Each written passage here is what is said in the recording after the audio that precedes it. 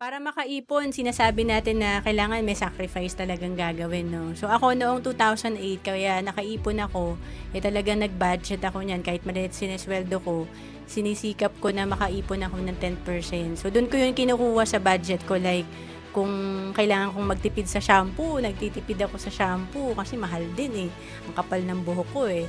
And then siyempre pagka bata ka, gusto mo mag-mall, hindi mo muna 'yun gagawin or babawasan mo muna, manonood ka lang muna ng TV sa bahay. Ikaw ba, ano ba yung sacrifice mo? Sa akin nung nagsimula ako magtrabaho yung mga napapansin ko kasi sa mga kasamahan ko na after 1 year nila sa pagtatrabaho, nag-loan agad ng mga sasakyan, bili ng mga gadgets. So ako, di muna ako na umutang sa ayaw kong umutang. Gusto ko munang mag-ipon talaga. Gusto ko mag-ipon tapos nilalagay ko agad sa investment. So nag-sacrifice ako na hindi muna ako kukuha ng sasakyan, mangutang. Or Yun kung din. gusto mo ng may bago kang rubber shoes, 'di ba? Kasi bata ka pa, ang dami mong gustong bilhin, eh.